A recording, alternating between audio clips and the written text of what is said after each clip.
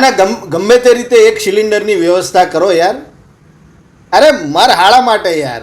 અને એને શું છે હમણાં પાછું કમરનું ઓપરેશન કરાવ્યું તો ચોબ આપણો લાઈનમાં ઊભો રહે. અને આ તડકો તો જુઓ યાર. હં એટલે એક સિલિન્ડર મને કરી આલો તમે ગમે તે રીતે. હં હું એડ્રેસ મોકલી આલીશ તમને, એની ઉપર રવાના કરી દેજો. હો ને? Thank you 3, 2, 1.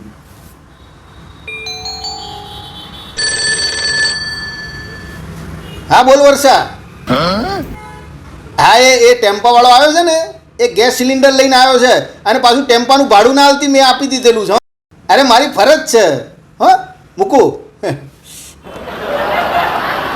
અરે પછી વર્ષાનો ફોન આવ્યો, અમારા ટાઈપિસ્ટ.